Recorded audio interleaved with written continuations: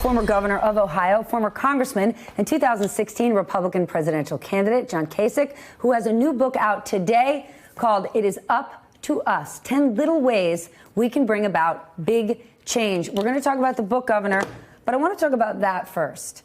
Hunter Biden defending his position, Rand Paul pointing the finger at Hunter Biden when sort of ignoring the fact that the swamp is all around us. So what do we do?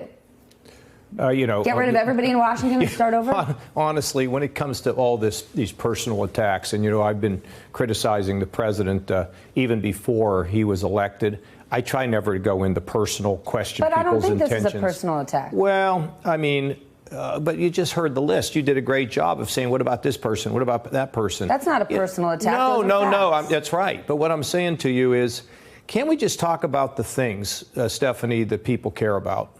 Their health care costs are going through the roof even when they have insurance. Or what do they do when they lose their job and they can't get a job, or they have a job and it might disappear? What's happening with that? These are the things that people really care about. And so, Biden this and look, with Donald Trump, the issue there is really simple. He made an outrageous phone call to the president of another country and asked him to dig up dirt on his political opponent. All the rest of these things pale in comparison to that. And so, look, all this thing around Hunter Biden, all that, I don't think it's affected Joe Biden that much. We'll see how he does tonight on the stage and how he performs. And that phone call he made to a foreign leader, what should the consequence for that be? Oh, I believe a full investigation and an impeachment inquiry. I've been amazed that Republicans have been unwilling to even say that call was inappropriate or wrong. It was flat out wrong. It was outrageous, and there should be this inquiry, and we'll see where it leads. I would say that the Democrats, it's important for them to have a vote on the impeachment inquiry. Your previous segment was talking about, the back and the forth and who's got the right and who doesn't and what are the rights for the minority and all those things. Just have a vote.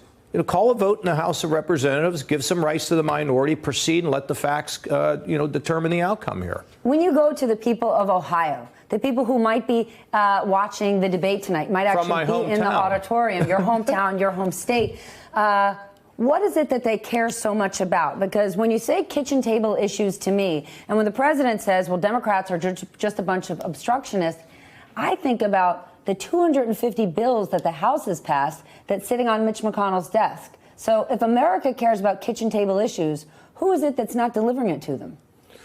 Well, look, I'm just saying that tonight, if you're running for president, in my opinion, you've got to talk about things that people care about. And the back and the forth, you need to break through and touch people's hearts. That's what I tried to do when I ran. I didn't win, obviously, but, I did pretty well out there. And in my opinion, the people in that auditorium are different than the people who are at home. The ones who are going to that auditorium, they're really activists, okay? Fair point. But the ones that are living in Westerville are thinking about, I just give you an example. My health care costs, even if I have it, are going through the roof. They're really hurting my family. Or my wages are stuck. What am I going to do to make more? How am I going to send my kids to college? Even though at Otterbein, it's a pretty darn good deal out there, and I hope they talk about that. These are the things that people care about, and they don't like what Donald Trump has done, and I think they want an inquiry. I don't think they've been sold on impeachment, but they are sold on a need to investigate and get to the bottom. But, Governor, those same people some are being criticized because the president will say, you want socialism? Socialism is a disaster. But those people who you're talking about, who want to have their health care costs covered and want to afford to send their kids to school, they don't care what you call it. They don't care if it's called capitalism, socialism, or anything else. Yeah. They know that they can't afford their prescriptions. That's and right. they cannot afford to put their kids through college. Right. So what does it matter what these new brands are being labeled when no politicians are coming up with a real solution? I'll answer that real simply. First of all, there are solutions. But secondly, if you were to tell my father, who was a lifelong Democrat, that we're going to take your private health, did actually work for the government, so it's not exactly a fair comparison, but we're going to take your private health care insurance away, and we're going to give you this great government program, you're not going to win on that. If you say to them that there are people taking advantage, that we need to have a system that encourages our doctors to treat people to keep them healthy rather than making money if they continue to administer all these tests, now you're hitting home. But what I do know is this rising cost of health care, not just the cost of insurance, but the cost of co-pays and deductibles. Stephanie, it's making it hard for people. I don't know how some people are making it. And then if they can't pay the bill, then they got people coming after them. And all they did was get sick. This is a major issue in this country. But if you're telling people you are in a private company, you've got health insurance, I'm going to take it away and replace it with the government, what do you think they're going to think? No, I don't trust that. The other problem, of course, is the wages and the gap between the rich and the poor. How do we constructively engage that? How do we make sure that when their kids go to college, their kids aren't going to have to spend the rest of their lives paying off their college bills? If you get to that, plus bring in the notion of what Trump has done, and not just on this, but how about what he's doing worldwide with the Syrian business, where we're now beginning to see Turkey move into a place where people are being slaughtered because the president made honestly to fill a campaign promise. People are noticing this, and they go, what, you mean we were over there, we were killing ISIS, we were stopping them, and now all of a sudden they're back on the field? This is a bigger issue, possibly an emerging issue that ought to be talked about tonight in the debate. I would. Governor, it doesn't sound like you're talking about a book about being better and smarter. It talks you didn't like ask me to get to the book. It sounds like you're running for president, are you? No, I'm just here on your show, and I'm delighted to be here with you. No, I've already told you I don't know what I'm going to do, but I'm not going to go into a political campaign where I can't win.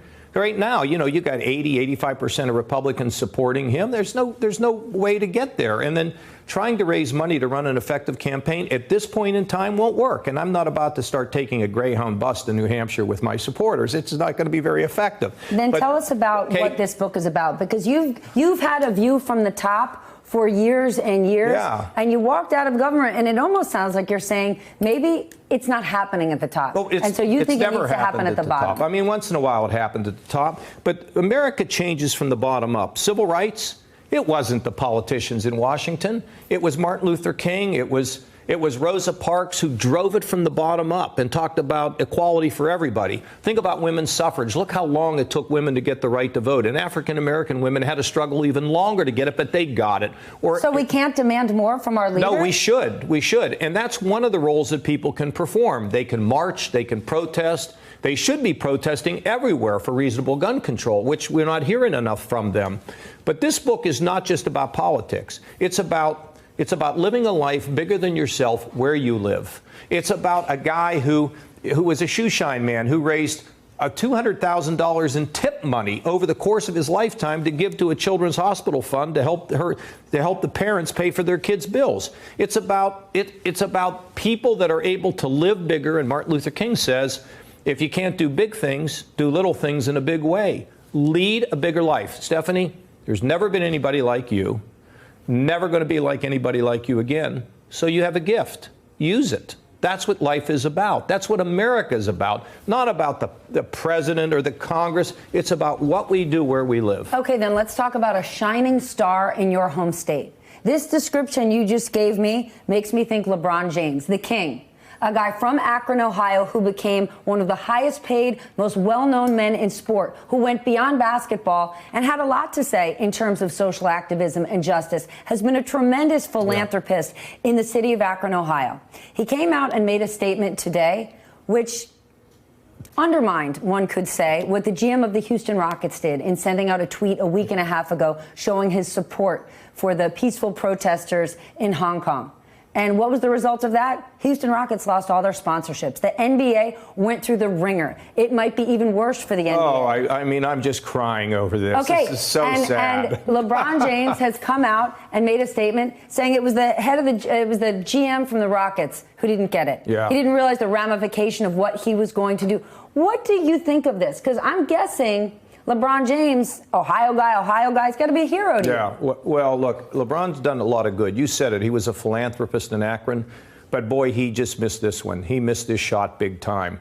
And let's think about the Hong Kongers, by the way. They really could be represented in this book. These are simple people who show up. Think about this, Stephanie. They show up in the streets, and here come the police, and here comes the military, and they still go out in the streets and demand their freedom. And so, they're not leaders. Some of them are not leaders. They just show up. And you know what? Showing up is changing the world, because we're all Hong Kongers, aren't we? We all love freedom. We should. We love freedom more than profit. And I think LeBron missed this one, and it's a terrible mistake on his part, but, you know, he'll recover. Hey, MSNBC fans, thanks for checking out our YouTube channel. Subscribe by clicking on that button down there and click on any of the videos here to watch the latest interviews and highlights. You can get more MSNBC for free every day with our newsletters. Just visit msnbc.com/newsletters to sign up now.